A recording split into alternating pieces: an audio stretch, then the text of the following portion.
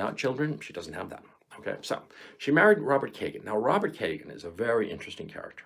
Robert Kagan is, of course, a Jewish American, and he founded in 1997 a thing called the Project for the New American Century with another successful Jewish intellectual with New York roots in first-generation Jewish immigrants called Bill Kristol. Now, the goal of the Project for the New American Century, which lasted less than 10 years, but it was very influential, it was to, quote, promote American global leadership. That's just a euphemism for American global dominance. That's what they were talking about. And they wanted to have a Reaganite policy of military strength and moral clarity. Military strength, that's pretty obvious.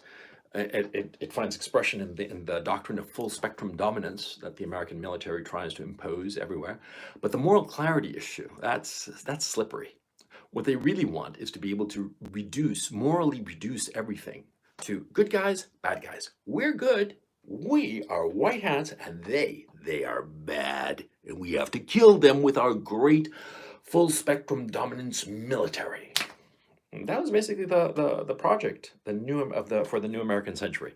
Like I said, twofold: promote American global leadership and military strength and moral clarity. They pushed for regime change. That's how they found the way for global leadership and moral clarity. The whole notion was to regime change any country that didn't toe the American line. If it towed the American line and did whatever the United States wanted, then it was allowed to exist. But if their leaders strove for any kind of regional dominance or had aspirations that went against or opposed American interests, that regime had to go. Iran, for instance, a typical example. Iran has been a bugaboo for years, and they've tried to start a war with it and all kinds of things, because Iran poses a challenge twofold. Number one, it's the implacable enemy of Israel. And as you can see, most of these people of the foreign policy establishment, and not just the ones I've mentioned, there are tons more, they are mostly Jewish, and many of them come from families that were Zionists, that were fundamental to the conception of Israel, and they have strong ties to the Israeli state, both at the political level and on the personal level. Okay, and so of course they are very much against the Iran regime and want regime change. They want Iran to have a friendly regime, and the other thing too is that they want to be able to control Iran's oil, its resources, just as they did during the period of the Shah before January of 1979.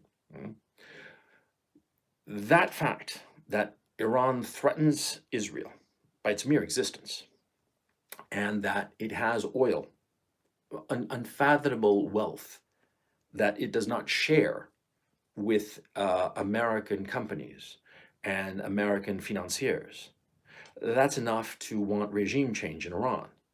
And to get rid of Saddam Hussein in Iraq was just the first step. Well, the very first step was Afghanistan, but Afghanistan was sort of like a prelude.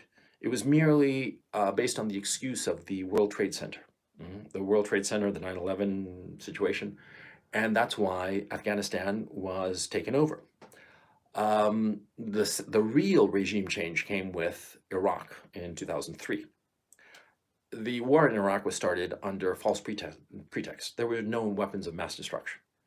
And Scott Ritter, who I've been in touch with, and hopefully I'll be able to do a broadcast with, because he's a very interesting fellow, he was the weapons inspector, and there were no weapons of mass destruction there.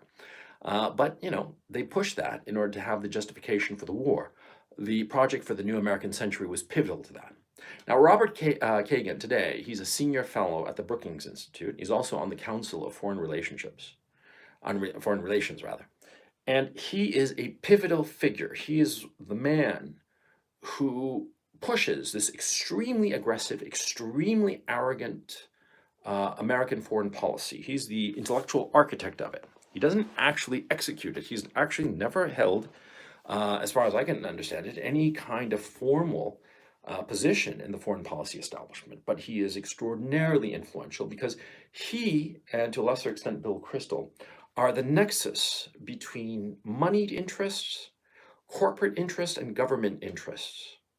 And he pivots between them and takes these different interests and guides them towards aggressive American foreign policy designed to destabilize nations so that they can be easily exploited economically and pushed around in terms of doing what the American bureaucrats at the US State Department want for their own benefit or for the benefit of the various financiers that they are attached to, the various financiers or the various corporate interests in security and weapons manufacturing. You see? So Robert Kagan is this very pivotal figure, and Victoria Nuland is, of course, married to him. And since they don't have any children, I find it laughable because a man without a children is nothing as far as I'm concerned. But since they don't have children, they have all the time in the world to pursue their fairly nefarious agenda, if you think about it. Because ultimately, what they want is American global dominance, but it's arrogant. It's not benign. It's not an American dominance whereby, yes, the United States is the biggest gorilla in the jungle, but the gorilla doesn't want to mess with you unless you mess with him. There have been other empires in past history. The Roman Empire, to give a very easy example. So long as you didn't mess with them, they didn't mess with you. You know, if you paid them tribute and did what they wanted insofar as major foreign policy issues, fine. But this State Department cabal, if you want to call it that, foreign policy cabal, they insist on micromanaging everything. And that's the thing. They want things just like they want it. And they come in insect-like and try to steer everything, every last little thing. And we'll see how this happened with Victoria Nuland in 2014, just a little bit. But before I keep on going, do you guys more or less follow what I'm saying and understand what I'm saying? You know, hit me with a +333 if everything is okay, if you guys are following what I'm saying, okay? It's important that you understand this background before we dive into what's currently happening, okay? Okay, isn't Robert Nuland also of Polish? I don't know. I don't know who, you're talking about Robert Kagan. Kagan, I don't know, but Kagan is Jewish. Okay, I do believe that he is from his family comes from northern Belarus rather.